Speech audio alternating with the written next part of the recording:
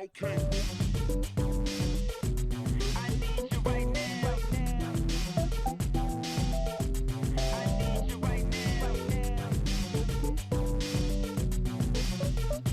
Hello, everyone. My name's Dean. Let's talk crypto.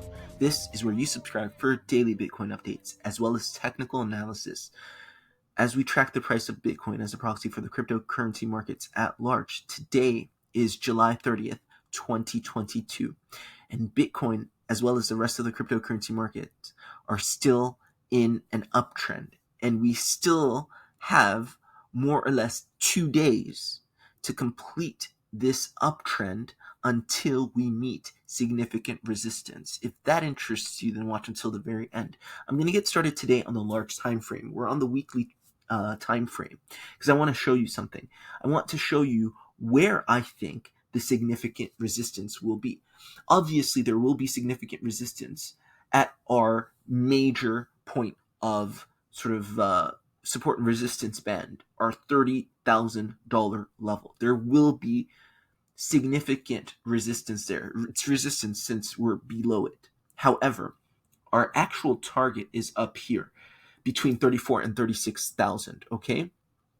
Now, will we reach 34 to 36,000 before consolidating for a week and a half? I don't know.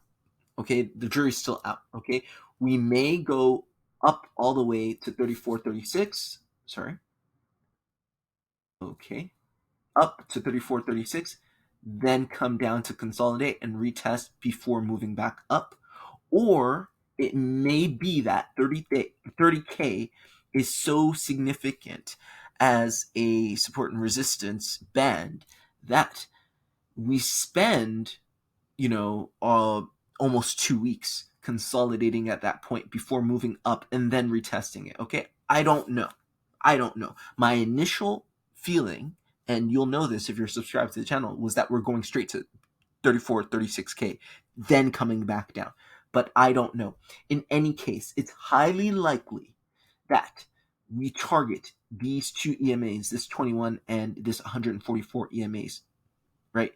Basically, we target the 30K region before it's all said and done. And why am I giving us 2 days? If you're subscribed to the channel, you'll also know that I'm respecting the lunar cycles, okay?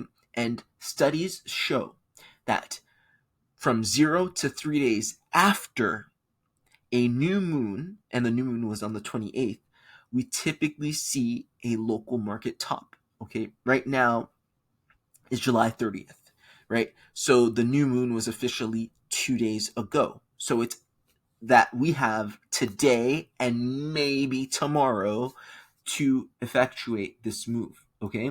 And so it's likely that we do pump to this target, at the very least 230K, in these next 48 hours, all right?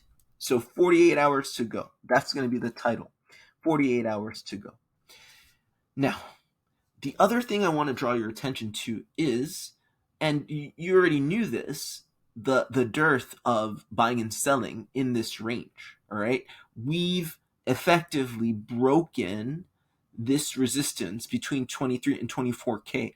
And so we're in no man's land, so to speak. We're in a region where price can go pretty quickly, right? And fill this void in the span of a few hours. That's not something out of beyond belief. So this is also likely, and the VPVR, the horizontal volume indicator showing where most buying and selling is done, shows you that most of the orders were down here around 20K, and then a lot more orders are up here around 30K, but very few in between. So expect price to travel quickly between 20 and 30, and we pretty much just broke the last bastion of resistance in the 23 to 24K range, okay? So that's my take on Bitcoin. We still have 48 hours to go before I believe that we will need to respect these lunar cycles and have a significant rest consolidation period lasting until the next full moon, which is officially on August 11th, right? So that's Bitcoin for you. And you can see this in the smaller time frames. Obviously, if you jump down into the 4 hourly time frame, what I really like about this consolidation that we just had, two things I want to say. One, actually, let's go into the hourly time frame. Look at this beautiful diamond pattern. They call it a diamond pattern in pattern analysis. It's not something you see all the time, but it's fairly considered as a bullish pattern, okay? And it's essentially a complex correction, WXY, a double three or a triple three. But you can see it here. You had this pattern of consolidation. It took quite a long time. And so look, if you still don't know, this is another reminder for you. Good trading takes time, takes patience. If you're impatient, if you don't have a broad synoptic vision on what price action's doing, you're going to be left in the lurch. You're going to lose. Okay? If you're expecting price to just go, either up or down, that's not how it works. Price is usually consolidating somewhere, and it's your job to be able to read that consolidation and the general trend that you were in before that consolidation takes place, and what trend will continue after the consolidation. That's where you make your money. You read the larger trends, you make your margins such that you're not shaken out of your trades, and you ride the trends up or down. This is how we make money, okay? The other thing I want to show you on the hourly time frame is that you're essentially just pumping and consolidating into these bull flags, right? You pump, consolidate, until you're going to reach a stage where you're going to pump significantly, right? And you're going to fill that void between 25 and 30K, right? So this is what's happening. Also, I'd be remiss if I didn't mention that we are above the major EMAs. Again, on this channel, I only use Fibonacci numbers for EMA. So my yellow is the 21 EMA. We know that that's a quote unquote bull market indicator. If you're above it, you're typically in positive price action. You're below it, you're typically in a drawdown. Okay, my blue one is my 55, my pink one is my new one, my 89, and my green one is my 144, all Fibonacci numbers. You're above every single last one of them. So don't be surprised to get positive price action when you're above all the major EMAs on a large time frame.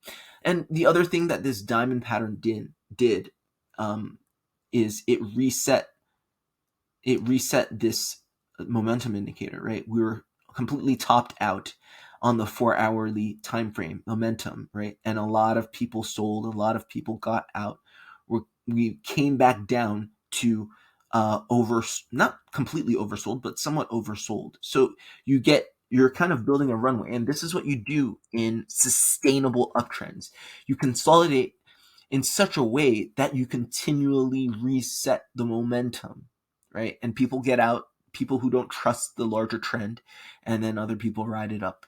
And before you know it, you will have gone significant ways. But, obviously, your amateur kind of novice chartist and trader is looking for the big moves. And if you haven't had the big moves, then that means you're going to get rejected. It doesn't always work like that, okay? This is interesting because in Bitcoin and in other altcoins, you've literally been consolidating under this resistance band. Okay, that was a fail. Let's try that with actual tools. You've been consolidating under this resistance band for the longest time, and even though you've matriculated up, you still haven't completely breached it. This is why we haven't gotten any major moves yet, okay? It has been significant that we've gotten beyond 24 and almost to 25, right? And breaking 23 was also significant, but you haven't seen any fireworks yet because this actual major resistance has yet to be broken. And once it breaks, then you get fireworks, then it's unmistakable, then we're in another strata. we then go into 30K region. So this is what I think is going to happen. Okay, so you can see that across the market, right? You can see that in Dodo right here still has yet to break the significant resistance that you've been under since mid-May.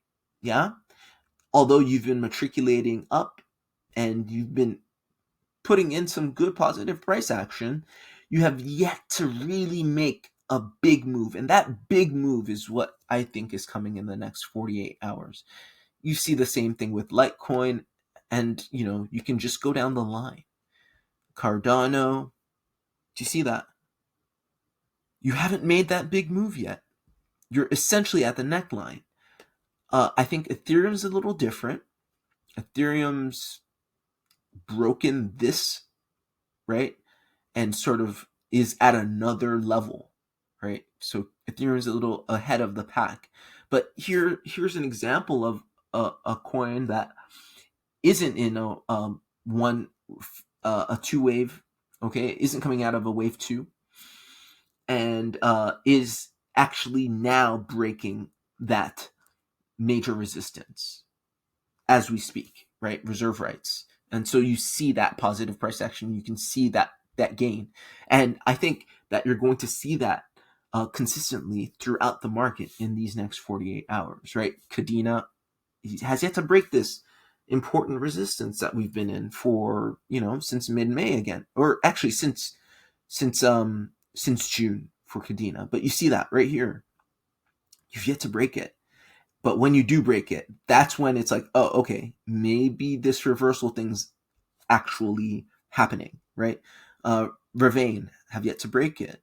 Telcoin have yet to break it, right? Have yet to break it. And last but not least, Shiba Inu, you're at resistance. You're at resistance, right?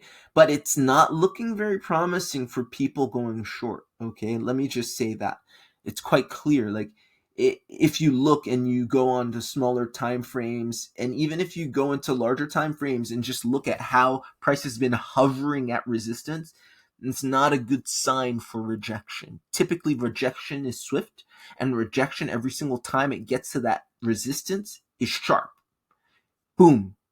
Rejected, rejected, rejected, right? It's very clear. The sellers are stepping in and they're rejecting it with alacrity. Here, you're not getting that. You're kind of getting a hovering situation. Let's hang out at resistance. Let's see if we can break it. Let's go back and let's go back and let's go back. If I were in a short, I would just close it, right? Close it before you get stopped out. But, I understand the idea of trading that you have a stop for a reason. So if you're wrong, let the trade play out and, take the hit, let your stops hit. Right. But I think it's highly unlikely that we experience a major rejection and that we do not go up. I just use a double negative. It's highly likely that we do go up and hit these upside targets, right, in the next 48 hours. So expect that. 48 hours to go. That's it from me. Hope you guys have a great Saturday. Stay safe, trade safe, whatever you're doing, whether you're going long or whether you're going short. Risk management is everything. And I will see you guys tomorrow. Take care.